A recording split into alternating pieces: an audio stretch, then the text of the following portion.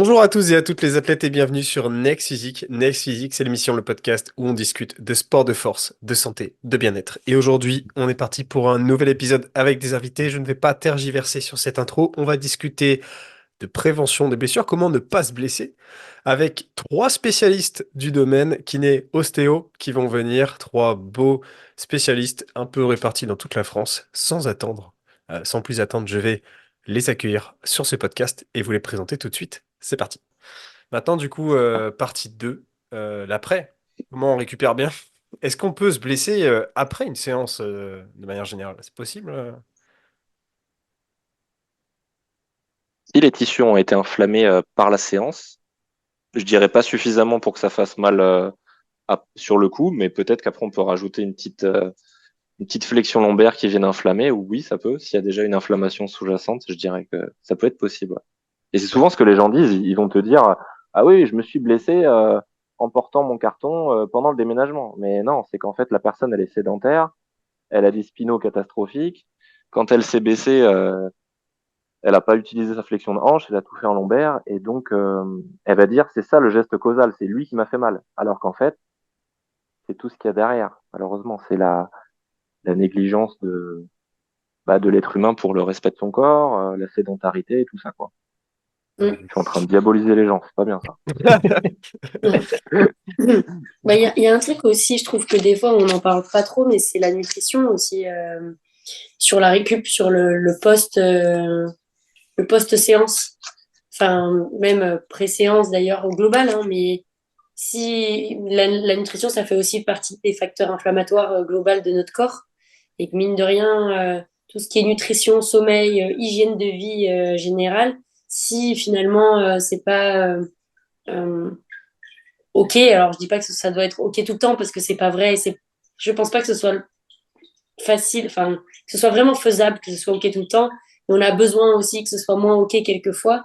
Mais en tout cas, quand on s'entraîne régulièrement, tout ce qui est respecter son sommeil, manger correctement, je pense que ça peut vraiment aider à ne pas se blesser et, euh, et à progresser aussi, en fait. Et à progresser aussi, même en dehors de juste ne pas se blesser, ça peut nous aider à performer et à viser plus haut et plus loin en tout cas. Ah, J'irais même plus loin dans ce que tu dis. Je 100% d'accord sur la nutrition où c'est un impact énorme. Je crois qu'il y a l'hydratation aussi qu'on oublie un petit peu, mais qui est Mm. hyper importante. Et puis, il y a un facteur qu'on a malheureusement tous, c'est le stress, qui fait aussi partie d'un facteur de risque. On l'oublie un petit peu, hein, mais encore une fois, un stress, qui soit mental ou qui soit physique, c'est un stress. Le corps, il fait pas vraiment la différence entre les deux, hein. Donc, voilà, une journée un peu difficile. T'étais au travail, c'était compliqué, tu fais ta séance de force ou de CrossFit, mais tu es en train de penser à tout le reste. Bon, bah, peut-être qu'il y a plus de chances que tu te blesses parce qu'en fait, t'es déjà fatigué avant même que ta séance Mm. ait débuté, hein. Donc, c'est vrai que ça en fait Nerveusement, ouais. partie. Nerveusement, exactement. Ouais, t'es cuit, ouais. Puis, on T'as moins sécrète de ressources pour mobiliser sur la qualité du mouvement, et du coup, Complètement. ouais, Complètement, ouais. évidemment. Puis même on sécrète pas les mêmes choses, hein. On le C'est sait ça. hein, que ouais, quand on est stressé, on a quand même une augmentation de la sécrétion du cortisol et que cortisol. bah, au niveau de nos tissus, ça joue quand même enfin, c'est un facteur risque qui est supplémentaire. Donc quand on voit aujourd'hui, enfin moi je sais pas vous, mais au cabinet, quand je demande aux gens, j'aime bien leur demander en ce moment vous vous sentez comment, juste votre état général. Mais finalement, les trois quarts des gens, ils disent, ouais, mais je suis quand même stressée, je suis anxieux, il y a enfin, je suis travaillée, quoi, je dors pas très bien, des choses comme ça. Et, Mm. hum, et je trouve que c'est quand même une grosse partie de la population qui ressent un poids global dans sa vie quotidienne et que finalement, ben, ce petit poids de je suis embêtée au boulot, comme tu disais, le Mm. petit poids de bah, du coup, je dors moins bien, et puis le poids de bah, j'ai mangé un peu moins bien cette semaine, Mm. et j'ai bu un coup parce que j'avais envie de me changer les idées, et bah, derrière, on va s'entraîner en se disant, allez, finalement, je vais me dépenser, ça va me faire du bien. Et Mm. finalement, c'est peut-être la séance que on n'aurait peut-être pas dû De faire. trop. Bah ouais, c'est ça, Ouais. C'est la exactement. luxation, paf. ouais. Direct la luxation. Non, mais Non, la Ça non. m'a petite choqué. ostéopathie, là. Moi, je le vois du coup plutôt avant vous, parce qu'au final, bah, je côtoie les pratiquants qui vont Mm. potentiellement venir vous voir. Et je peux le dire, je pense que j'ai jamais vu quelqu'un me dire qu'il s'est blessé et qu'il n'y avait pas un terrain positif en fait. Enfin, à chaque fois, Ouais. je trouve que le terrain, en fait, c'est vraiment une question de dire voilà, je pars à la bataille. Est-ce que mon truc, c'est un champ de boue horrible et je vais m'embourber dedans? Et souvent, je trouve que c'est le cas, hein. J'ai Je rarement veux des dire, gens. en termes de manque de sommeil Alors, ou sommeil ou de diète, hein, comme disait Charlotte, diète, ouais. ça arrive Ouais, ouais, souvent. ouais. Puis voilà, il y a des trucs. Je vous donne un dernier exemple. Donc, j'ai une pratiquante qui s'est blessée il y a 2 semaines là, et elle revenait de vacances, elle a repris le taf, elle était à fond, elle avait beaucoup de travail. Elle n'a pas beaucoup dormi à la fin de ses vacances, elle a profité de la fin des vacances. Retour au travail, elle a full travaillé, retour des vacances. C'est marrant, Romain, parce qu'elle était partie pas très loin de toi, hein. Elle fait les mêmes Ouais. vacances quasiment que toi. Et je me ressemble un peu avec le manque de sommeil en plus. Et du coup, bah, la fin des vacances, la diète était pas folle. Bah, paf, fin de semaine de reprise. Elle a essayé de reprendre ses entraînements. Elle s'entraîne 4 fois par semaine. Au bout du quatrième entraînement, elle s'est blessée au genou. Et ouais, le terrain était négatif, mais je le vois super souvent, ça. C'est souvent un gros Je facteur. pense que c'est un peu indirect en réalité, encore une fois, mais faut Ça bien être facilite. conscient. Ouais, c'est facilitant, Mm. exactement. À l'inverse, c'est facilitant pour performer. Enfin, on va le prendre dans le cercle vertueux de bien dormir, bien manger, bien s'hydrater, pas avoir de stress. Oui, normalement, tu es censé pouvoir performer et être à 100% de tes capacités. Donc évidemment, dès qu'on va imputer un petit peu de chacune de ces parties-là, eh ben le facteur risque, pardon, il va augmenter. C'est évident. Maintenant, moi je reviens sur certains basiques, mais enfin moi j'aime bien poser ces questions-là justement au cabinet. Il y a parfois des réponses très surprenantes, encore une fois, et c'est important de remettre pour moi, enfin, d'ailleurs, je crois que cette phrase, je te l'avais dit, hein, c'est que le sommeil, c'est ton premier médicament. Donc, avant de venir voir le kiné ou avant d'aller chez ton médecin, est-ce que tu dors assez? Et souvent, le fait de pas dormir assez, c'est parce que bah, justement, tu es stressé, tu as peut-être trop mangé, t'arrives pas à trouver le sommeil. En fait, tout ça, c'est imbriqué d'une façon ou d'une autre. Donc, c'est certain que le premier risque de blessure, ou du moins sur lequel tous les auditeurs peuvent travailler, c'est ces quatre piliers-là. Ça, c'est évident. Et ils ont besoin, pour le coup, là, de personne pour travailler dessus. Là, ça, c'est la grande chance. Oui, enfin ça c'est surtout sur la récupération, du coup le sommeil Ouais, et du coup le stress. Après bon, des fois il peut y avoir besoin d'une aide extérieure, comme bien sûr, psychologique par évidemment. exemple, Ouais, bien sûr. ou sur une nutrition, hein. Moi je le disais sur un podcast il y a quelques temps maintenant, mais je vais le redire, mais je trouve que niveau nutrition on est mal éduqué de fou. On n'est pas du tout éduqué Clair. pour bien manger, je trouve, hein. En tout cas notre Mm. génération, je trouve que c'était encore pire parce que maintenant ils ont un peu d'aide sur les cours de SVT, des choses comme ça. Nous, notre génération, parce que moi ici, on est tous dans les trentenaires, euh, à l'école, on n'avait pas de cours là-dessus. Enfin, moi, les connaissances Ouais. que j'ai, c'est Internet, hein. C'est à la base, Mm, les premières choses avant de faire des mm. formations. Euh, je sais pas vous, mais Moi, je suis d'accord, hein, Ouais. entièrement. Bah, le gym bro de base, maintenant, fait mieux qu'avant parce qu'il pense aux protes. ouais. Mais trop de protéines. Il oublie complètement les lipides. Enfin, combien de potes à la salle je connais qui me disent ah, je suis en déficit. Il n'y a pas de lipides dans ta diète, mec, tes hormones. Bon, c'est grâce à toi que j'ai appris ça, Julien. Ouais, ouais, non, mais je le vois Mais souvent, hein, des gars qui disent ouais, je suis mort, j'ai plus de testo, j'ai plus envie, tout ça. C'était quoi ouais, tes lipides? Bah, je mange pas de lipides, c'est gras. ça sert à rien, les lipides, juste muscle, Ouais, muscle, muscle. ouais, c'est ça. Pareil, les glucides, c'est. Ouais. Et pour revenir sur ce que vous disiez sur le sommeil, mais c'est la vie. Moi, c'est vrai qu'avec moi, j'ai une tendance un petit peu à faire beaucoup de trucs, à m'emballer un petit peu dans la journée, donc ça vient un petit peu, ouais, je sécrète beaucoup de cortisol. J'ai un indicateur, c'est la peau grasse. Voilà, fin de journée, je sais si j'ai sécrété beaucoup de cortisol, j'ai la peau grasse, et bah voilà, je vais mal dormir, je vais mal récupérer, et potentiellement ça va me mener à une blessure. Et c'est pour ça que j'essaye au quotidien de lever un petit peu le pied. Alors pas forcément lever le pied dans les activités que je fais, mais plus être un peu plus dans la pleine conscience, moins me projeter sur l'événement d'après. Si je peux méditer un petit peu pour baisser le rythme de ma journée et ralentir. Euh, je recommande aussi aux gens de faire des siestes. Il n'y a rien de plus fabuleux qu'une sieste. Ouais. Les gens vont vont rester dans le stress de la journée, par exemple en allant fumer. Mais je trouve qu'il n'y a rien de mieux que de manger un bout de comté à 16 heures avec une banane et de faire une sieste, tu vois. Lipides et glucides, t'es bon là. Ah, c'est vrai. Je suis en train La, de la revoir, nourriture est mangée. je suis en train de revoir une vidéo que tu avais fait, Julien, il y a un moment donné, où avec un bout de comté dans un train. C'est ça. Et j'ai eu cette C'est image-là vrai. dans la tête. C'est vrai, c'est vrai. Ça m'arrive au lieu de prendre une barre prot, hein, tout simplement, ma barre prot, c'est une barre de comté. Bon, ça, c'est des apports de riches, quoi. On Ouais, peut pas c'est se le quand permettre. t'as un gros total calorique. Oui, voilà. C'est facilitant pour ça, mais disons que tout le monde peut pas faire ça. Oui, c'est sûr. Mais ouais, Ouais. c'est un truc que j'applique. En récupération, est-ce que vous avez des conseils particuliers pour les pratiquants?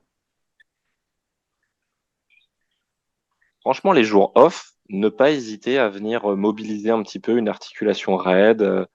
Si elle n'est pas courbaturée d'une séance de la veille, pourquoi pas renforcer. Moi, c'est vrai que mes séances de muscu, je m'entraîne 6 fois par semaine. Bon, ça peut être peut-être un petit peu trop, mais c'est pas facile pour moi de tout regrouper et de faire moins. Mais en général, dans une séance de muscu, j'ai deux, trois mouvements de muscu. Donc typiquement aujourd'hui, c'était développé couché haltère. Enfin bref, deux, trois mouvements de muscu. Et ensuite, j'ai ma partie réhab. Tu vois. Et ma réhab, elle va impacter mes autres jours d'après. Donc Mhm. typiquement, ce soir, c'était rotateurs latéraux en position R3. Donc j'avais le bras à cette hauteur-là. Et j'étais à la poulie, je faisais mes positions, je faisais mes travail actif et aussi renforcement cervical. Voilà. Demain, ça sera les hanches. Donc je pense qu'un jour off, euh, on peut construire du momentum pour les jours suivants, pour préparer les tissus, les rendre plus forts. Ça peut toujours être bien en fait. Si on gagne en mobilité, tant mieux quoi. Tant mieux, tant mieux. Ça va allonger le muscle, ça va assouplir les tissus profonds de la capsule, l'articulation. C'est vraiment top quoi. Donc du repos, mais actif. Actif et dormir, dormir. Faites des siestes On a compris. avec du comté. Ça marche. Rêver de compter. Voilà. D'autres points sur la récup, peut-être Corentin et Charlotte.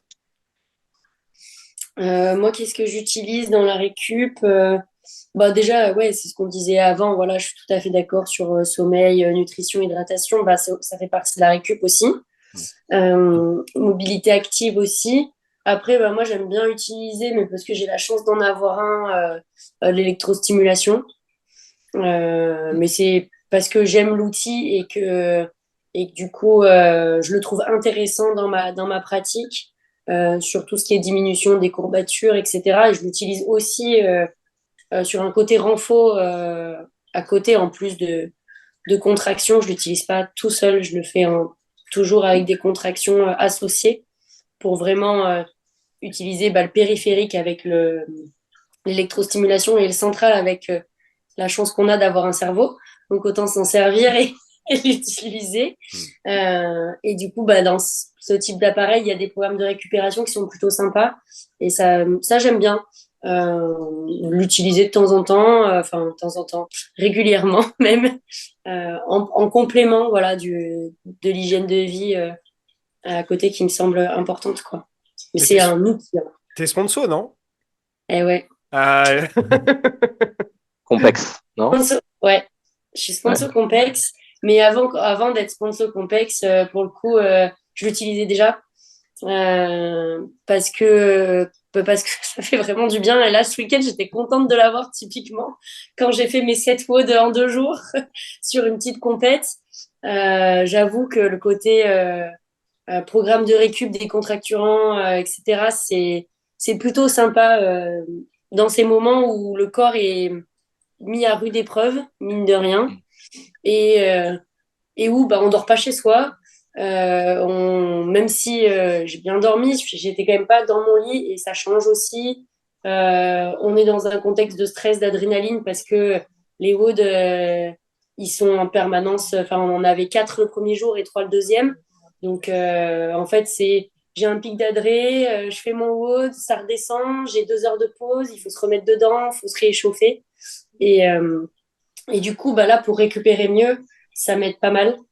Après, forcément, moi, ce qui m'aide beaucoup aussi, j'ai pris ça de la course à pied.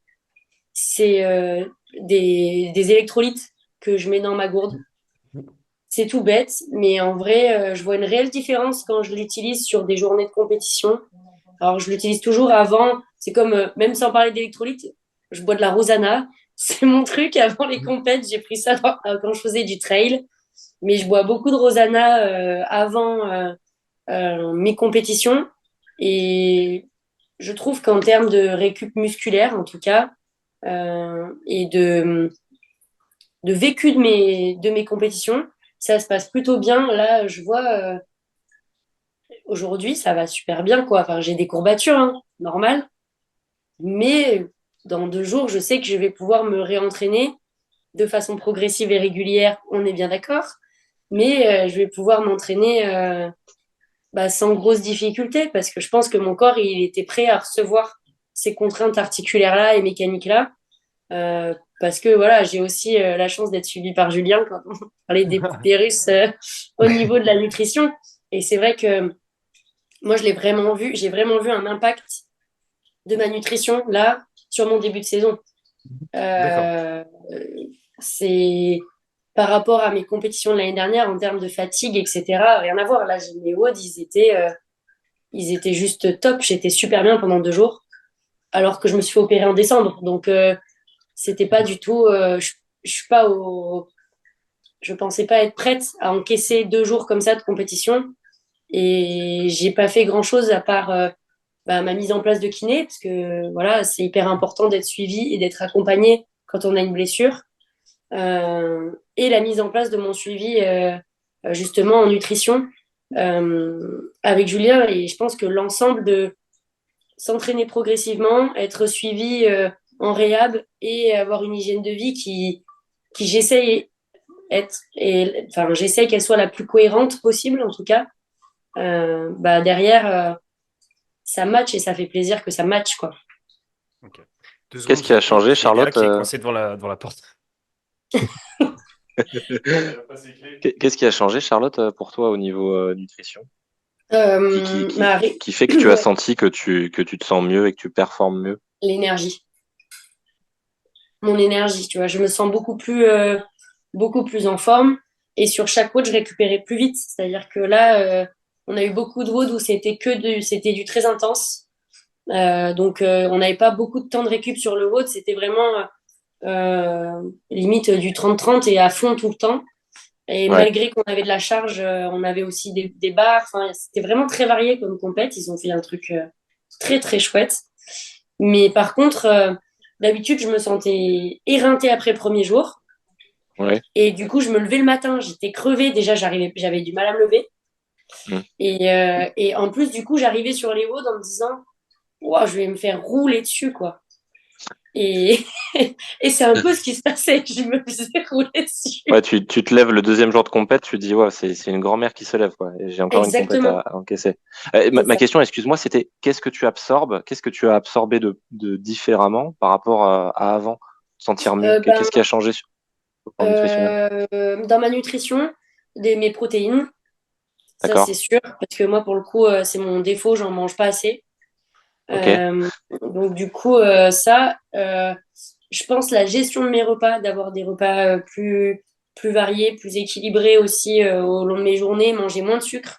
Enfin, j'ai beaucoup moins envie de sucre qu'avant, quoi, ça n'a rien à voir.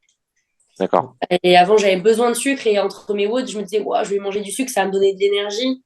En fait, là, Mhm. j'ai pas eu de fringale pendant 2 jours parce que, comme mes repas sont équilibrés les 3 quarts du temps, hein, je vais pas dire, je suis pas l'élève modèle non plus, je fais des bêtises régulièrement. Faut se faire plaisir, attends, c'est Voilà, normal. je me fais plaisir, je me trompe et c'est OK. Et, et par contre, finalement, là, sur 2 jours, ça a clairement payé, quoi.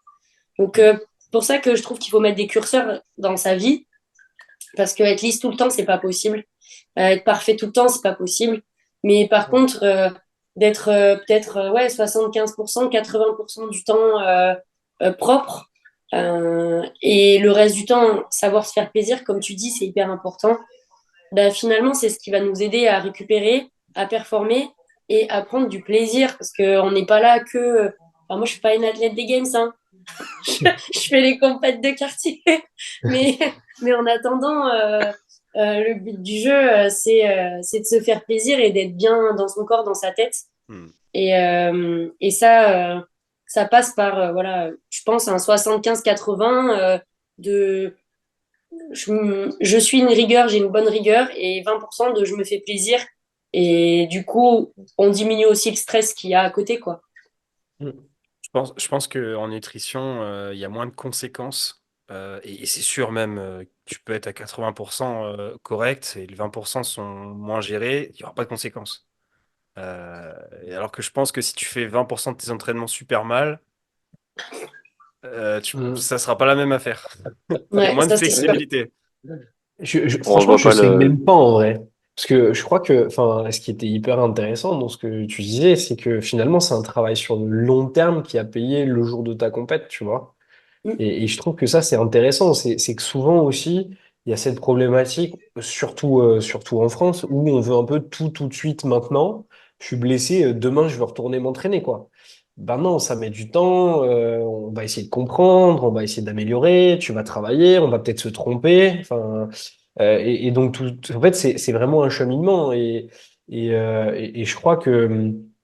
Malheureusement, il y a un peu cette notion aujourd'hui. Alors moi, j'appelle ça c'est la notion réseaux sociaux, mais c'est vraiment de tout de suite vouloir avoir l'exercice final. Ouais, mais pour pouvoir arriver à ce stade-là, la personne, elle a travaillé, quoi. Et elle a bouffé de l'entraînement, elle a fait gaffe à sa diète, effectivement, et tout ce qu'on a déjà pu dire depuis maintenant presque une heure. Mais c'est vrai que c'est hyper important, en fait, de se rendre compte que derrière la vidéo finale ou la photo publiée, il y a du travail et il y a beaucoup de travail. Et je trouve que c'est hyper intéressant de dire, bah, moi, j'ai changé mon alimentation, ou du moins, j'ai fait attention à mon alimentation, et j'ai senti que sur ma compète, juste, j'ai mieux performé.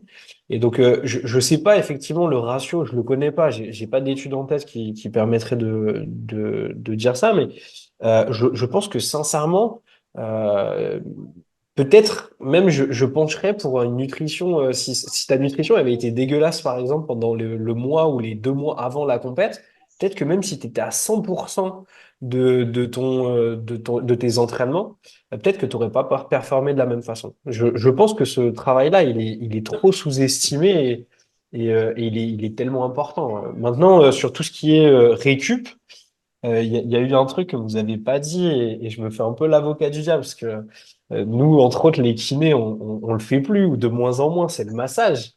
Euh, mais c'est vrai que, encore une fois, Le quoi? le- c'est ça, mais le post-match ou le post-entraînement ou le post-compète, même s'il peut y avoir un petit effet placebo, enfin, moi, je sais que mes, Non, mes t'as raison, joueurs, t'as raison. ils sautent sur le listing massage, quoi. Et, Mm, mm. et des fois, c'est juste pour parler, hein. Mais ils adorent ça parce que effectivement, il y a un côté où juste, voilà, on vient s'occuper de toi.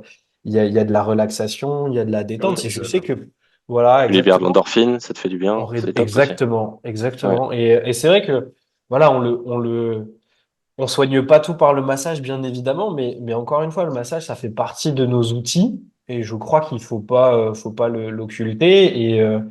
Et ça, voilà, quand il est bien utilisé, je pense qu'il est intéressant. Maintenant, c'est sûr que d'aller soigner une tendinopathie ou d'aller soigner un croisé avec du massage, bon, on repassera. Mais c'est certain que post-séance, enfin, je crois que aucun autour de la table ne serait contre un bon massage, quoi. Même si on sait qu'il n'a pas forcément plein de vertus scientifiques, ne serait-ce que, voilà, passer du temps avec une personne que tu apprécies. Et c'est pas forcément ton kiné ou ton ostéo, hein. Ça peut être ton chéri, ça peut être un frère, une sœur, peu importe. Eh ben, tu vas profiter de l'instant, du moment, et donc ça va te détendre, en fait. Et ça sera bénéfique. Ce soir, tout le monde va passer entre les mains pour ceux qui ont des conjoints. Le podcast à Julien qui l'a dit, Écoute il ça, faut là, que c'est tu me massage ce masses. soir. Ah, exactement. Mais Après les voilà, siestes, compter les massages. ouais. Non, mais c'est un petit peu caricatural, je pense, mais ça fait partie de la récup et je pense que voilà, sur des compètes ou des formats très très réduits et très compacts, ça peut faire partie des outils. Et donc, sous Mm. massage, j'entends évidemment tous les outils qui peuvent se lier à ça. Mais voilà, tu parlais évidemment avant de Compex, ça fait partie des outils, mais pistolet de massage, enfin, huile chauffante, ce que vous avez sous la main, entre guillemets. Mais oui, ça, Rouleau de massage, comme disait Charlotte rouleau, aussi, ouais, exactement. Je crois que sur tout le ça, grand dorsal. Et ça peut être bénéfique. Et d'ailleurs, ouais, pour revenir au rouleau, tu peux très bien l'utiliser en échauffement comme en relaxation, en réalité. Donc, Mm. un outil peut avoir aussi plusieurs fonctions. Et même, Ouais. j'avais fait enfin, dans la formation du BP, on avait parlé d'un truc qui était hyper intéressant. C'était qu'on pouvait servir aussi du rouleau de massage. Alors ça, c'est plus quand on est un peu quand même au clair dans la prépa physique, mais on peut l'utiliser aussi pendant une séance pour justement continuer le travail de la séance sur l'impact des fibres musculaires. Et j'avais trouvé ça hyper intéressant que de faire ces séries, faire du rouleau. Et en fait, ça va avoir un impact sur nos fibres qui va correspondre pas à une série supplémentaire, mais en tout cas, ça va avoir aussi un impact sur la physio musculaire de notre corps. Et quand tu dis que du coup, un outil peut avoir plein d'actions différentes, bah, je trouve ça marrant de voir qu'avec un outil du quotidien, on peut aussi s'en servir pour optimiser même des séries quand des fois il nous manque du poids. On peut Mm. changer de fusil d'épaule, entre guillemets, pour continuer à travailler comme ça. Ouais. Exactement. C'est marrant parce que le rouleau de massage, il y a 2 ans, 3 ans, il se faisait fumer sur les réseaux. C'était devenu l'outil du diable. Le risque blessure, genre, on dirait que c'était le truc, tu vas utiliser un rouleau, tu vas te blesser. Est-ce que... Mais c'est certain, ouais. Mais je suis d'accord avec toi en vrai, parce que, encore une fois, je pense que son application et son utilisation, Doit être est-ce qu'il était, précise. ouais, est-ce qu'il était utilisé correctement? En fait, c'est un petit peu tout. Et encore une fois, on en revient à ce phénomène un petit peu de mode, et les réseaux font partie de ça, forcément. On a vu nos champions utiliser un rouleau. C'est ça qu'il me faut. Je vais le prendre. Je vais pas m'informer. Je vais passer 24 heures dessus parce que j'ai vu que c'était ça qui faisait que j'allais soulever une barre à 300. Non, malheureusement, non. Et c'est vrai que dit comme ça, c'est caricatural, mais je t'assure que ça peut arriver dans nos cabinets de rencontrer des personnes qui nous disent, j'ai acheté un rouleau, tout va aller mieux, quoi. Mm. Et on voit ça avec le tape, hein. On voit ça avec le tape, on voit ça avec plein Ouais. d'autres outils. Et je crois que tous ces outils-là, encore une fois, il faut pas les jeter. Mais il faut les utiliser à bon escient. Moi, le tape, par exemple, c'est quelque chose que j'utilise au cabinet. Sur du tape drainant après une entorse de cheville, franchement, c'est génial. Ça marche extrêmement bien. Mm, Maintenant, c'est sûr que de dire que je vais t'enlever toutes tes douleurs en te mettant de la bande partout et tu vas ressortir et on sait pas trop exactement à quoi tu ressembles, si ce n'est peut-être à une momie. Ouais, ok, peut-être que là, l'application, elle est pas bonne, encore une fois. Mais c'est sûr que dit comme ça fait sourire. Mais vraiment, on a malheureusement des pratiquants qui s'informent pas forcément. Ou encore une fois, je reviens à cette notion-là d'éducation. Et tu le disais avant sur la nutrition, on n'est pas très éduqué. Moi, je pense que sur son corps en général, on n'est pas très bien, pas très bien éduqué. Et c'est peut-être enfin, ça serait intéressant de savoir un petit peu finalement qui s'intéresse réellement à son corps sur notre population. Je pense que le pourcentage est assez faible, malheureusement, parce que encore une fois, c'est un outil. C'est un truc que je répète souvent, mais c'est un outil. Vous êtes né avec. Mm. Malheureusement, on terminera avec. Donc prenez-en soin. Tout le reste, c'est changeable. Votre voiture, on peut la changer. Votre téléphone, on peut le changer. Nos Et je pense chaussures, on le prend pour acquis, malheureusement. Ouais, mm. exactement. Jusqu'à un certain âge. Et après, C'est Et pire que ça, je pense. malheureusement. Je pense que c'est Donc, dérisoire si on faisait une statistique là-dessus. ouais, je La pense que plupart les des gens dérives. sont, c'est en plus un effet de société et de mode encore. On est plus dans l'ère aujourd'hui de ne pas se poser de questions et de pas stresser sur soi-même. Voilà. Au point de dire, je m'en fous presque, quoi. Ouais, je trouve que la mm, nouvelle génération, c'est un peu quitte ou double. Alors, Ouais. c'est un peu extrême, mais c'est soit vraiment, ils ont une notion de leur corps qui est assez incroyable. Enfin, moi, je trouve que les 18, même avant, hein, en vrai, je sais pas, les 16-25 ans aujourd'hui, je trouve que, en tout cas, pour ceux que moi j'ai la chance de voir, ils ont une vraie notion de leur corps qui est déjà assez incroyable. Et évidemment, ils ont un accès à l'information, t'en parlais avant, mais Internet, c'est quand mm, même une mine d'or d'informations. mm. Franchement, ils cherchent des choses assez incroyables. À l'inverse, il y a effectivement ceux pour qui le corps est acquis et en vrai, c'est comme ça et je vivrai comme ça et c'est pas grave et qui n'ont pas cette notion de dire, mais en fait, ce que tu disais, hein, tu potentialises sur ta séance de demain, mais tu potentialises même sur ta vie, en fait, en réalité. Il y a une étude là aux États-Unis qui est sortie sur le grip, qui est enfin, que moi je trouvais assez intéressante, qui aujourd'hui est capable de dire en fonction de ton grip, de ta poigne, hein, donc c'est une forme de testing, de dire dans quel état physique tu te situes. Je trouve ça assez révélateur. Si t'as pas de force, bah, t'as pas de force, quoi. Tu t'arrives pas à te lever, t'arrives pas à t'asseoir, t'arrives pas à monter des escaliers. Encore une fois, on revient au basique, mais c'est vrai. Et à l'inverse, bah, quelqu'un qui s'est entretenu toute sa vie, à la fin, quand lui fait tester un grip, même à 80 ou peut-être 90 ans, il aura de la poigne, hein, il aura de la force, hein, c'est évident. Mais c'est des habitudes. Et là, je rejoins Charlotte en début de podcast qui nous disait que d'inclure ça dans ton cycle, c'est beaucoup plus facile que de l'avoir comme une charge où finalement, où tu te dis, mince. Je dois encore faire mes exos du kiné, je dois encore aller au sport, je dois encore préparer à manger. De toute façon, tu vas avoir besoin. Tu vas avoir besoin de bouger, de manger, de faire tes exos. Donc, fais que ça en devienne une habitude. Et vraiment, c'est ta meilleure prévention, je crois, pour éviter de te blesser. Masterclass. Bravo. C'est très très bien dit. Non, vraiment, je Juste trouve. pour revenir sur la notion de massage, comme disait Corentin, je pense il y a des fois où ça peut être très utile. Un crossfitter qui s'est défoncé tout le week-end et il est gorgé d'acide lactique, un rugbyman ou un hockeyeur, franchement, il va kiffer, quoi. Mais c'est vrai qu'on a souvent tendance, quand on a une tendinopathie, par exemple une zone corporelle douloureuse, de vouloir détendre la zone, de vouloir déspasmer la zone. Bon, après, c'est vrai que si on a une belle contracture au niveau des paravertébraux, ça va aider, hein, mais bon, si le problème est discal, la balle va rien faire. Et pareil, si on a mal au niveau des fléchisseurs de l'avant-bras bah, ou de l'épaule, on va toujours avoir envie de détendre ce muscle, quoi. Alors que bien souvent, bah, il faut se poser la question de est-ce que mon articulation, elle fait une rotation équivalente à mon autre membre sup? Quelle est la force de mes rotateurs? Et en fait, je pense que la vraie, une des solutions va venir de ça, de cet aspect plus profond. Mais le massage peut aider, peut Mm. aider. Voilà, c'est un des outils du panel.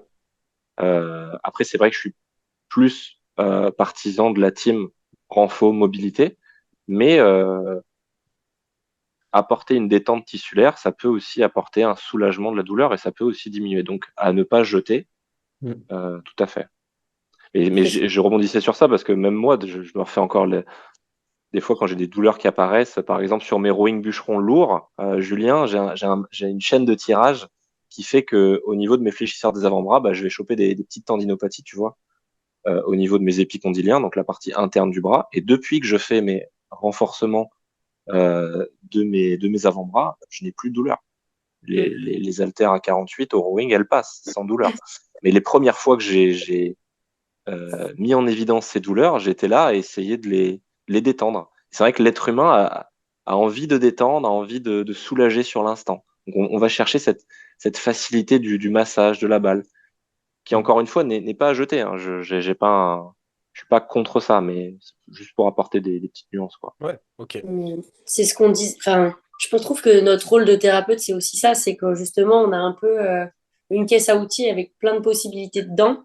Et dans ces possibilités, il y a les conseils, il y a le côté renfo, il y a le côté mobilité, il y a le côté activation, il y a ce côté détente, massage, etc. Et qu'au final, ben, on va pouvoir, nous, notre rôle, c'est en effet de venir aider les personnes qui sont en face de nous avec ces outils-là en leur disant, bah voilà, peut-être que celui-là, c'est celui qui te convient le mieux aujourd'hui. Ça ne veut pas dire que c'est celui qui va te convenir tout le temps. En tout cas, à Mm. l'heure actuelle, c'est celui qui peut Oui. t'aider. Et puis derrière, Mm. on va moduler ça pour faire en sorte que bah, chacun de ces outils, on va peut-être tous les utiliser, mais à des moments spécifiques pour t'aider à progresser et surtout, bah, en effet, comme tu le disais, à diminuer derrière les douleurs, parce que c'est les finalités, c'est d'éviter la blessure, d'éviter qu'elle revienne, parce que la récidive, elle est quand même importante. Et ça, en dehors de la personne en elle-même, bah, c'est notre rôle d'accompagnant, un peu d'aidant, hein, entre kiné, ostéo, coach. Enfin, je pense qu'on a tous notre rôle à jouer, parce qu'on a tous, comme tu le disais aussi au départ, Corentin, nos connaissances. Et que plus on travaille ensemble, pour moi, plus on est efficace derrière sur un patient, quoi. Enfin, un patient, un client, peu importe. D'ailleurs, Ouais. sur une personne, en tout cas. Mm. Complètement, ouais. Je crois que c'est important de connaître ses connaissances, mais de connaître ses limites. Et c'est évident que c'est un travail de groupe qui t'amène le plus loin possible, hein. Ça, c'est certain, hein. Ça, c'est Au- logique. Aujourd'hui, Ouais, bien sûr. si on veut trouver un bon kiné, est-ce que ce bon kiné ou ostéo, doit obligatoirement ou plutôt nécessairement nous refiler du travail derrière? Oui, Et oui, travail actif, ouais, implication du patient dans son Ouais. traitement, c'est la clé. C'est pas en voyant le kiné une fois par semaine que ça va aller mieux.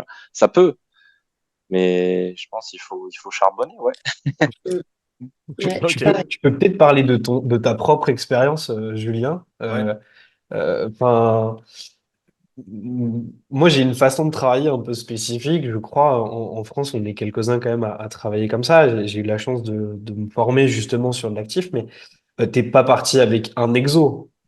T'es parti avec une liste d'exos. On est bien Un Non, livre. d'accord? c'est Un livre. j'ai Alors, deux sports maintenant. non, mais c'est vrai Bienvenue au que club, Julien. c'est obligatoire. C'est obligatoire. Et Romain le disait. Enfin, on n'a rien sans rien, quoi. Il y a un moment, il faut être investi. Il y a un moment, voilà, ça dépend des objectifs de chacun. Et la liste de Julien ne sera pas la même que celle d'un autre, parce que ses objectifs ne sont pas les mêmes que celles d'un autre.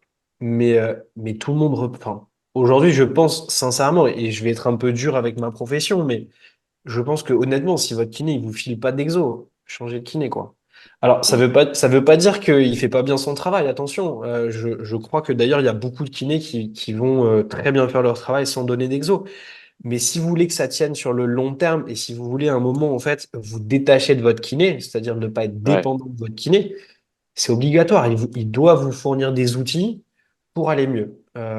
Maintenant, encore une fois, je peux entendre et je peux comprendre. Et d'ailleurs, il y a plein de confrères qui travaillent comme ça. Et moi, je suis OK parce que c'est pas ma façon de travailler.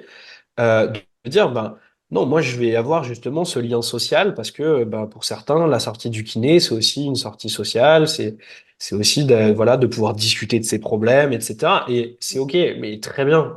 Mais encore une fois, si votre objectif, c'est de sortir de vos douleurs, de pas vous blesser et de comprendre pourquoi et comment vous vous êtes blessé, il faut que quand vous ressortiez de votre séance de kiné, il faut que vous ayez des réponses à vos questions. Enfin, moi, j'ai souvent ce truc-là, je le dis régulièrement aussi, mais vous êtes le patient, vous êtes le client, c'est vos attentes, c'est votre corps, soyez exigeant avec vous-même.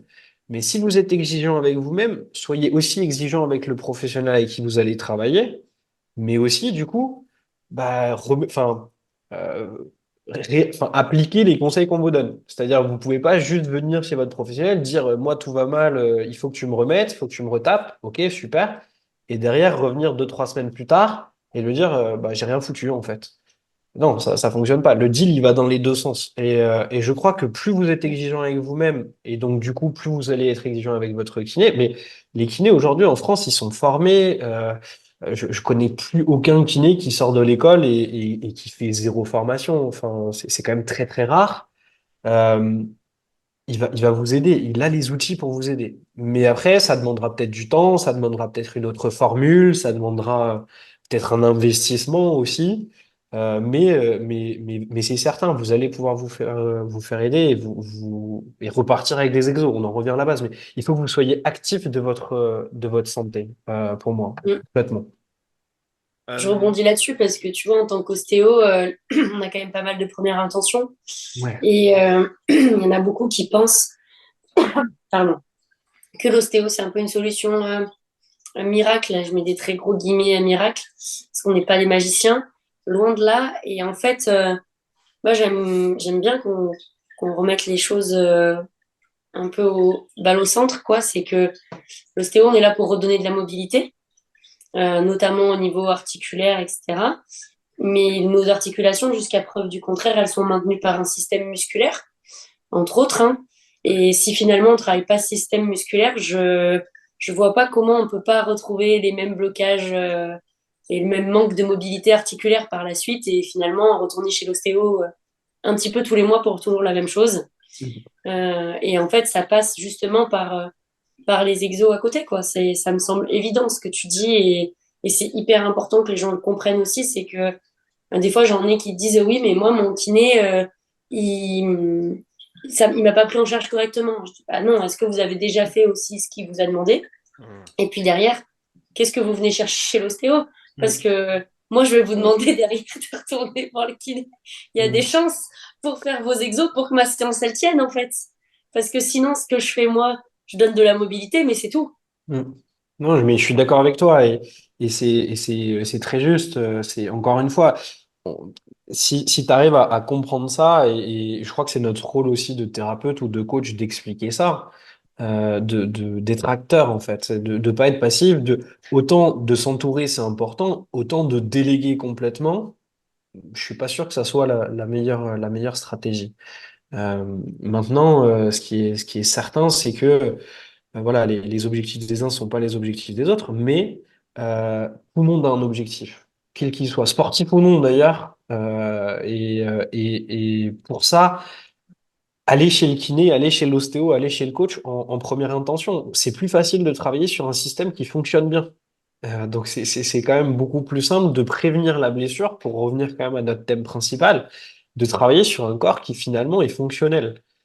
Quand on travaille sur une blessure, on perd d'abord du temps à rétablir la blessure et puis après seulement on viendra travailler sur un système fonctionnel. Donc c'est hyper important, je crois, d'avoir cette notion-là et encore une fois de ouais, d'être exigeant. Vous êtes les patients, vous êtes les clients, vous avez des objectifs. Expliquez-les clairement et ça nous permet, nous, derrière, d'être aussi beaucoup plus précis dans notre travail. Mais on vous demandera aussi peut-être bah, forcément plus de choses derrière pour atteindre vos objectifs. Moi, Euh, si je dois ma longévité aujourd'hui à la salle, et que surtout je me suis libéré de mes douleurs, bah, c'est grâce à ma formation de kiné et aux exercices que je m'astreins après chaque séance, parce que je sais que si je ne le fais pas, bah, je pourrais plus m'épanouir en salle. En fait, c'est comme un ticket d'entrée à mes exercices. J'ai mon développé couché par semaine, je kiffe ce mouvement, c'est mon mouvement où je vais prendre du plaisir. Ok, j'ai une croissance, machin, super. Bah, si j'ai pas d'épaules fonctionnelles qui plient, qui voilà, qui sont fortes, qui sont résilientes, bah adieu. Donc c'est vrai que c'est pas facile pour les patients qui sont en début de traitement de se dire euh, je vais adhérer au traitement, j'ai pas tout de suite un retour positif, mais ça demande du temps, ou des fois ça peut être plus rapide, ça peut être immédiat, et des fois ça peut être complètement l'inverse. Les gens vont avoir qui n'étaient pas forcément très engagés vont voir qu'ils ont tout de suite des résultats et ils vont se mettre à vous écouter hyper vite, mais un peu dans le trop, tu vois, un peu en mode ouah, c'est fabuleux, vous êtes un magicien. Bah non, c'est Mm. juste que vous avez choisi de vous investir dans ce qui supporte vos articulations, à savoir le système musculaire. Et puis il y a des gens qui les font pas malheureusement. Je pense que en musculation, en crossfit et dans plein de sports ou en course à pied, si on veut durer, il faut s'intéresser à son renfort, il faut s'intéresser à ses exercices et se dire, voilà, j'aime faire ça. Et si je veux durer, je peux pas juste arriver à la salle et soulever ma barre de 100 kilos. Enfin, j'ai des prérequis à respecter. Sinon, ça, je vais le faire peut-être de 18 à 25 ans. Et après, ça ne suffira plus. Euh, et aussi, deuxième chose qui me permet de continuer à m'épanouir en salle de sport sans me blesser comme avant, bah, c'est grâce au travail de Julien qui me permet chaque semaine d'incrémenter les poids de manière mesurée et aussi de respecter une intensité d'entraînement. Parce que au début de ma carrière, entre guillemets, quand j'étais à la salle, j'adorais les triceps. Je les massacrais, les triceps. Je faisais de la barre au front comme un idiot. RPE 10 tout le temps, tac, tac. Ok. Bon, bah, ça m'a valu des belles inflammations au niveau des coudes avec des épides olecraniennes que je me suis fait retirer. Voilà. Aujourd'hui, mes coudes se portent beaucoup mieux. pas uniquement grâce à cette intervention, mais parce que je fais du renfo à côté, j'adapte la charge, et Julien me dit, voilà, pas RPE 10 à chaque fois. En même temps, ça va être contre-productif pour ta récupération, pour ton sommeil et tout. Tu bosses pas à l'échec tout le temps, et la semaine prochaine, maintien, etc. Donc, grâce à lui aussi, il n'y a pas que les connaissances bioméca et le renfo, il y a aussi comment tu gères ta séance et l'intensité que tu mets dans ta séance. Parce que même si tu fais un mouvement propre, si tu t'arraches à chaque fois, c'est pas bon sur le long terme. C'est ça. Et tu fais bien de le souligner. Ça fait plaisir d'entendre ça de la part d'un autre professionnel, parce que ça, c'est un sujet qui, dans notre domaine, au niveau du coaching, est ultra, ultra à la mode aujourd'hui. C'est le niveau d'intensité très élevé. Alors qu'aujourd'hui, on est. Enfin, ça recommence à quitter un peu le bateau, mais ça revient tous les ans, hein. C'est aujourd'hui être totalement à l'échec, Mm. d'avoir un volume qui voilà, est pas excessif, mais d'aller chercher le niveau d'intensité pour avoir des résultats qui sont à la hauteur de nos attentes. Bien que bah, là, il y a eu plein d'études sur le volume qui sont sorties récemment qui nous montrent que bah, avoir un volume plus important et un écart à l'échec, c'est plus de sécurité sur le long terme et potentiellement plus de résultats. Bah, du coup, ça rejoint ce que tu viens de dire. Mais moi, Que j'ai j'ai appris toujours par eu. toi. Mais non, mais moi, j'ai toujours eu cette défense-là depuis super longtemps. Je suis pas très partisan de l'intensité maximum, à moins d'être un Mm. génie. Enfin, à moins d'être béni, en fait, ce que tu disais tout à l'heure, tu vois. Oui, d'être béni, ouais. Pas tout le monde qui peut se Mm. permettre ça, en fait. Ou alors, comme tu le dis, de 18 à 25 ans, et après, ça devient compliqué, quoi. Mais après, Ouais, je crois que même si tu extrapoles à la vie de tous les jours, de tout faire au max, au taquet, enfin, bien il y a un moment, sûr. tu crames, quoi. Enfin, je crois que si tu fais une analogie juste avec le classique. Enfin, Mm. ok, t'as le droit d'aimer manger un burger, mais t'en manges pas 10. T'as le droit d'aimer, tu disais tout à Alors, l'heure. Ouais, ouais, je suis d'accord Euh, avec toi, Corentin, mais c'est vrai que quand il s'agit de sport, on se ah dit ouais, inconsciemment qu'on va on se faire peut. du bien à notre corps en faisant beaucoup, en faisant Ouais, plus. Parce qu'au départ, complètement. Mm. il y a une image positive autour du sport. Et du Exact, coup, complètement. le nombre de pratiquants qui poussent l'effort Ouais, jusqu'à c'est pas possible. ouais, Et parce qu'on se dit plus d'intensité, plus de ouais. croissance musculaire, donc ça va dans l'objectif que je me suis fixé. Et surtout, bah non, mais c'est qu'en fait, ça va être catastrophique sur tes tendons, Mm. ça va être catastrophique sur ton cortisol. Moi, je ne peux pas faire une séance jambes le soir à l'intensité que je faisais avant parce que Mm. je ne dors pas, mon pote. Je ferme pas les yeux de la nuit. Je ferme pas les yeux. Donc une horreur, une horreur. Ouais, Donc l'inflammation le lendemain matin ouais. après une nuit blanche, elle est catastrophique. Non, c'est Tu te clair. réveilles, t'as pris 5 ans dans les hanches alors qu'en fait, si tu t'étais arrêté avant, bah, en termes C'était d'intensité, mieux. ça aurait été mieux. Voilà. Mm. Donc maintenant, les jambes, je les fais le matin et je m'arrête. Je garde des répétitions en réserve. Voilà, je me crame Ouais. pas tout le temps. Mais Non, mais je suis d'accord avec toi, hein. C'est essentiel, enfin, c'est évident et on en revient au début. Enfin, moi, une personne qui vient et qui m'expose ça, je le classe malheureusement un petit peu dans la catégorie des trop et j'en fais ouais, trop. c'est clair. Mais souvent, Ouais. c'est un peu tout le personnage qui est trop. C'est-à-dire qu'il te dit aussi que, voilà, quand il est en mode sèche, c'est une sèche ultra drastique. Quand il est, par contre, en mode free, là, ça part vraiment dans tous les sens. Enfin, Oui, oui, voilà, oui, oui. Ouais. Je c'est vois ce que tu souvent veux dire. effectivement un peu le personnage global qui veut ça. Mais je crois que de manière générale, c'est toujours bien je vais pas ici, enfin, le terme de modéré, je le trouve pas forcément très juste, mais faut pas être dans l'excès, quoi. Faut pas être dans l'excès pour rien et le sport en fait partie. Vous avez le droit de vous entraîner 6 7 fois par semaine. Encore une fois, on parle par exemple d'athlètes professionnels, ils le font, ils sont capables de le faire, bien sûr. Mais ils font pas, encore une fois, ils font pas du RPE 10 7 fois par semaine et pas sur Ouais. toutes les articulations et pas sur tous les sur toutes les comment je dirais sur tous les exos. Enfin, il y a un moment, il y a des jours où juste ils sont plus off, il y a des jours où ils vont travailler de la mobilité, mais ils sont allés s'entraîner en fait. Et voilà, je trouve que le dosage il est important, mettre le curseur au bon endroit c'est important. Mm. Et ouais, de pas être tout le temps attaqué, sinon il y a un moment où vous allez exploser en vol, c'est c'est Ouais. évident. Clairement. Ce qui est incroyable, c'est que j'étais capable de supporter ça pendant des années sans m'en rendre Mm, compte. Et ça n'est mm, que dernièrement, qu'en levant le pied, parce que j'avais des problèmes de sommeil, mm, que je me suis dit, il y a un problème. Bon, certes, mes journées sont déjà denses avec le boulot en tant que kiné, mais mm. si je rajoute un entraînement où je tape à chaque série de chaque exo RPE 10, bah mon coco, la cause elle est là par rapport à ton sommeil. Mm. Et ce qui est incroyable, c'est que l'être humain est capable d'une adaptabilité pendant longtemps, comme tu dis, jusqu'au jour où ça peut péter, et ça risque fortement de péter. Et c'est le jour où tu te rends compte de ça que tu dis, mais pourquoi je me faisais autant souffrir?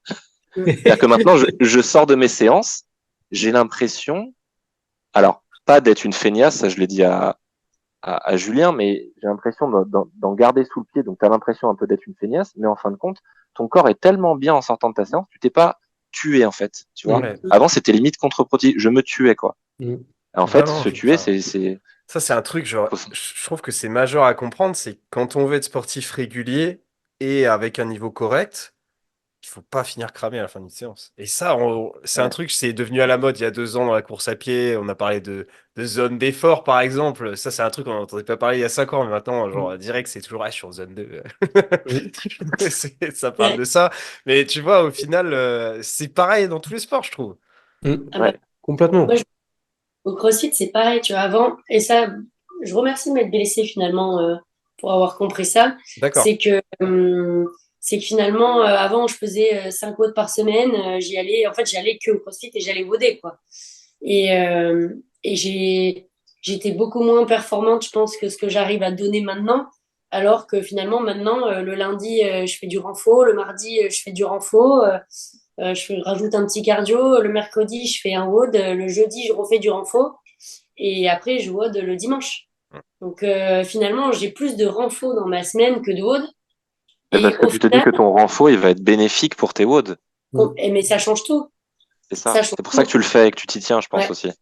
Complètement. Bah, depuis que, et puis je me suis rendu compte avec la blessure que de toute façon, je suis repartie, j'ai eu une atteinte, j'ai une neuropathie sévère d'un nerf du Ah, bras. Donc, bah, je suis repartie un peu de zéro au niveau force. Donc, du ok. coup, il a fallu la reconstruire. Et mine de rien, ça passe clairement par reprendre du renfort progressif. Et en reprenant du renfort progressif, finalement, quand je suis revenue sur mes WOD, au départ, comme avant, avec des charges plus légères, certes, mais je me suis dit, mais en fait, je suis aussi efficace qu'avant blessure, alors que je ne me suis pas entraînée en faisant des WOD Hmm. depuis plusieurs mois. Mm. Et là, je Qu'est-ce que dis, ça va ouais, être alors? bah, et en fait, c'est là où je me surprends. Et je me rends compte, là, ce que j'ai sorti en compète, ben, je pense pas que j'aurais été capable de le sortir il y a un an en arrière si finalement je m'étais pas blessée. Parce que ça m'a permis de changer ma routine d'entraînement. Et quand on parle de prévenir les blessures, je pense que ça passe par cette routine d'entraînement. Et en adaptant tout ce qu'on disait depuis le début, bah, un jour c'est plus renfo, un jour c'est renfo cardio, un jour c'est un peu plus de mobilité, un jour c'est WOD parce que c'est ce qui me fait kiffer et que c'est important aussi de pas toujours être dans ce contrôle comme on le disait jusque-là. Bah, finalement, ça paye et quand on voit que ça paye, on se dit ah bah c'est ok, je vais continuer ça. Après, Voilà. comme C'est de là où tu as une super adhésion au traitement, c'est qu'en fait, tu vois que ça sert ton objectif final de crossfiteuse, de performeuse, mais t'es suffisamment mature et intelligente pour te dire, j'apprends de ma blessure, j'en tire des conclusions et je m'astreins à ça. Et les gens, ils te voient à la salle, ils disent, pourquoi tu fais ça? Pourquoi tu fais 20 mouvements? Pourquoi tu te mets à la presse comme ça? Va faire du squat. Bah non, en fait, c'est ce qui marche pour moi. Ce qui marche pour toi marche pas pour moi. Et moi, ça me sert dans mon objectif perso. Donc, ouais, la blessure, elle est salvatrice.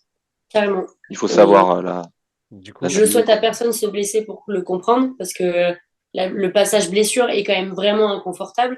Mais par contre, ouais, d'écouter ce qu'on nous dit et de prendre en compte ce qu'on nous dit, c'est hyper important parce que c'est ce qui va nous amener à être déjà à pas se blesser. Et c'est un peu Mhm. le thème de ce podcast-là aussi, hein, c'est d'arriver à éviter cette blessure et que finalement, si on est entouré, qu'on écoute ce qu'on nous dit, potentiellement on évitera cette blessure-là. On y passera tous forcément un moment ou un autre parce que bah, c'est normal de se blesser. De toute façon, on le dit, alors ça, des fois je prends ça comme exemple parce qu'on nous dit au CrossFit, vous vous blessez beaucoup.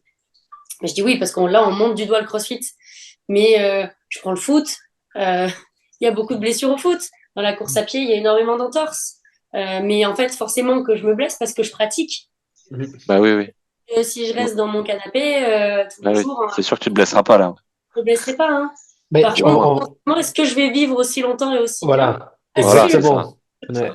C'est-à-dire que ta blessure, elle est plus indirecte en réalité, mais elle est peut-être même plus grave sur le long terme Clairement. de ne rien faire que effectivement d'avoir une entorse ou d'avoir même des blessures plus graves, hein, mais c'est certain que on oublie parfois, mais notre corps, il est fait pour être en mouvement. Donc, c'est quand même hyper important juste de se mettre en mouvement. Peu importe la pratique, peu importe votre sport, juste bouger, quoi. C'est quand même hyper important. Donc, c'est un point voilà, qui peut paraître encore une fois très bête et très anodin, mais le nombre de personnes et j'espère qu'il y en aura pas trop qui se reconnaîtront là dans ce que je vais dire, mais qui prennent, enfin, qui se réveillent, qui prennent leur petit déj assis, qui se mettent dans leur voiture, qui vont au bureau, qui s'installent au bureau, qui mangent assis, qui retournent dans leur voiture, qui rentrent à la maison, qui sont hyper fatigués de la journée et qui se mettent dans le canapé. Ça existe. Et il y en a plus d'un. Si on Oui. fait finalement le total d'activité réelle, bon, on est quand même très très faible. Et ça, mis bout à bout sur plusieurs mois, plusieurs années, Ouais. il y a un moment, ça va. C'est pareil en fait. C'est comme le fait de trop en faire sur une activité. Ben, il y a un moment, le corps il va dire stop en fait. Lui, il a besoin de bouger. Et c'est souvent beaucoup plus difficile pour la personne qui a jamais bougé de commencer à se mettre en route que quelqu'un qu'on a freiné finalement et qui va apprendre et qui va revenir souvent plus fort, hein. Et c'est un truc qu'on entend souvent, hein. Chez nos sportifs, quand ils sont blessés et qu'ils reviennent, ils disent bah, je me sens plus fort en fait. Hmm. Je me sens vraiment plus fort parce que j'ai compris, parce que j'ai analysé, parce que enfin c'est ce que tous les deux vous nous dites suite à des petites blessures là un peu récentes, mais c'est vrai, c'est quelque chose qu'on entend très très souvent. Il y aura plus de zones de non-retour, du coup, dans l'autre situation, sur le long terme. Je pense. Ouais. Ok. Et il faut pas que ces gens se démoralisent non plus, dans le sens où s'ils ont jamais fait de sport, il faut avant tout qu'ils trouvent une activité qui leur convienne à eux, Hmm. et pas forcément faire de la musculation ou du crossfit parce que tout le monde fait ça. Non, il faut qu'ils trouvent leur épanouissement personnel. Ça peut commencer par être plus actif et faire ses pas. C'est déjà très bien. Ouais. Hmm. Bon, c'est sûr que ça soignera peut-être pas toujours une tendinopathie du coude, mais déjà, ça va les inscrire mentalement dans quelque chose de vertueux qui va les tourner vers un peu plus d'investissement vers leur corps. Et c'est un chemin qui demande du temps. Donc, s'ils commencent par la marche ou par autre chose, c'est très bien. Il faut Exact. juste qu'ils se gardent le Hmm. momentum, quoi. Mm. Clairement. Très bien. Merci beaucoup à vous trois pour cet épisode. On a fait un sacré tour de la question. Ça sera 2 épisodes, c'est sûr. Si je mets ça en un seul épisode, je vais perdre tout le monde. Mais du coup, je pense qu'on arrivera bien à segmenter parce on a bien distinct effectivement sur ces 2 épisodes, avec d'abord une première préparation de la question de la blessure et ce qu'on retrouve souvent, et beaucoup plus de praticité dans la seconde partie, voire discours de société au final surtout après. Mm. Mais merci à vous trois parce que c'était hyper enrichissant. J'ai adoré cette interview là. On a fait un gros tour Moi de aussi, plein de j'ai questions. kiffé. Cool. C'est précis sur plein de sujets. Franchement, je trouve que c'est excellent. Euh, Est-ce que vous aurez peut-être chacun un dernier mot ou une clôture et bien sûr aussi, où est-ce qu'on peut vous retrouver physiquement aussi ou sur les réseaux pour ceux qui en ont ou une fédération peut-être à présenter. Charlotte. Qu'est-ce que je pourrais dire pour finir? Non, mais juste voilà, de prendre en compte une écoute globale de son corps et des personnes qui nous entourent. Donc, ce soit le quotidien comme justement le côté pro avec vos kinés, ostéo, prépa physique, qui peuvent vous aider pour améliorer votre performance et éviter vos blessures. Et après, si vous voulez me retrouver, bah, je travaille à Lyon 6e, voilà, dans un cabinet qui est rue Vendôme. Et sinon, sur les réseaux, c'est le C-du-bas Rieu, R-I-E-U. Voilà. Pour le petite anecdote, c'était, je m'appelle Charlotte Rieu et du coup, c'était sérieux comme être Ah, sérieux. ouais. D'accord. Ouais, je suis un peu Waouh. capillotractée, quoi, tu vois. Incroyable. Ok, merci Je Charlotte. m'amuse à rien. Corentin? Bah déjà, ouais, merci, parce que franchement, c'était top. C'était vraiment enrichissant de discuter avec vous trois et j'ai passé un super moment. Donc déjà, je vous remercie pour ça. Pour ma part, moi je suis sur Strasbourg. Vous demanderez directement à Julien. Non, je rigole. Mon secrétaire, Non, je rigole bien Le pauvre. il est au évidemment. standard. Il est au Euh, standard. Heureusement que j'ai quelqu'un qui m'aide sur Insta, hein. non, non, je suis sur Insta. Alors, je suis pas forcément toujours très réactif, mais vous pouvez me retrouver et donc retrouver aussi un petit peu l'évolution de la Fédé et en tout cas de l'équipe que je suis. Donc, c'est Corentin, tiré du bas, Meisterlin, Meisterlin. Donc, sur Instagram, j'ai que ça. Voilà, et puis sinon, effectivement, physiquement, je suis sur Strasbourg, donc voilà, vous me trouvez pareil facilement, même prénom, même nom de famille sur Google. Voilà. Yes. Romain? Eh ben, moi, j'ai vraiment adoré ce podcast. C'était un super moment avec vous trois. C'était mon premier, j'espère pas le dernier, mais c'était une Ah, belle expérience. Merci ok. à vous. Euh, et sinon, bah, pour les gens qui nous écoutent, je dirais Vive le comté. essayer de et les siestes. Merci Julien, c'est ça. Vous Euh, commenterez avec un petit fromage pour ceux qui sont arrivés au bout. c'est clair. Comptez 16 mois, hein, s'il vous plaît, hein. 15-16 mois, c'est les meilleurs. 12-16 mois. Non, je dirais pour les gens qui nous écoutent, restez humble par rapport à vos capacités, n'allez pas trop vite. Et vous qu'on a toujours besoin d'avoir des prérequis pour réaliser un mouvement. Donc, décomposez la chose, apprenez de vidéos, pourquoi pas en autodidacte, ou alors faites appel à des professionnels comme Julien, qui est coach, ou Charlotte, qui est ostéo, ou Corentin, qui est kiné. Sinon, bah, moi, j'exerce sur Paris, dans le 17e. Et bon, c'est Romain Pell, Oui. c'est comme Pierre. À chaque fois, je dis ça au téléphone, mais fais comme Pierre, E2LE, comme une pelle, pardon. Et sur Doctolib, vous pouvez me retrouver, ou sinon sur Insta, c'est Rom_Physio, donc PHYSIO. Ok, Ah. ça marche. De toute façon, je mettrai les pseudos en description de l'épisode. Ce sera plus simple, surtout pour Charlotte. Sérieux.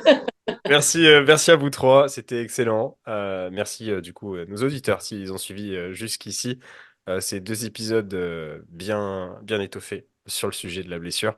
Alors, on vous souhaite à tous une très bonne semaine et bien sûr de bons moments sportifs. À plus. Salut les athlètes. Mais n'oubliez pas, comme toujours, si cet épisode vous plaît, si les épisodes vous plaisent, je vous laisse liker, suivre les épisodes directement sur votre plateforme d'écoute ou sur YouTube. Ça nous aidera grandement. Hey! Tu as bien écouté ce podcast? J'espère qu'il t'a plu. C'est Julien, je suis créateur du podcast Next Physique, mais aussi coach depuis de nombreuses années. Avec un bon développement depuis 5 ans maintenant, j'ai pu aider des centaines de personnes à se transformer physiquement, mentalement et devenir la meilleure version d'eux-mêmes. À l'origine, je dirigeais une équipe qui s'appelle MFT, Misfit Tidings. On souhaitait réunir les meilleurs conseils et spécialistes afin d'obtenir un quotidien optimisé et devenir un vrai athlète à sa façon. Et c'est pour ça que je vous appelle les athlètes en fait. Mais tout ça sans être frustré avec son sport. C'est vraiment quelque chose d'important pour moi et j'imagine pour vous aussi. Avec un quotidien optimisé, vous pouvez faire votre vie, tout simplement, gérer votre diète avec plaisir et désormais, je suis devenu un peu un expert en la matière. Next Physique s'inscrit dans la lignée de l'esprit de ce coaching. Je souhaite le meilleur pour chacun de mes élèves afin que vous puissiez gérer vos PR, votre vraie surcharge progressive et ainsi atteindre votre Next Physique. Car c'est un suivi, donc je suis présent tous les jours pour assurer la meilleure évolution possible de la personne et c'est pour ça que j'ai décidé à l'initial de faire du coaching en ligne et pas en salle. Oubliez les diètes sans cookies, oubliez les exos qui changent à gogo chaque semaine parce que c'est du marketing. Ici, on va progresser sur les exercices et bien sûr des exos qui vous plaisent et qui rentrent dans votre emploi du temps, votre salle de sport et son agencement. C'est un tandem, ça se passe entre vous et moi pour construire une équipe qui avance ensemble. Je vous prépare le terrain, j'assure vos arrières et vous faites le job à l'intérieur du terrain. Les coachings sont sur réservation. Si tu écoutes ce podcast, c'est que tu es intéressé par l'optimisation de tes résultats et je suis sûr qu'on ira du coup loin ensemble. Contacte-moi directement sur Instagram pour qu'on en discute et qu'on regarde mes disponibilités de réservation ou qu'on s'appelle tout simplement si tu veux qu'on en discute. Plus d'informations sur le suivi en lien en description.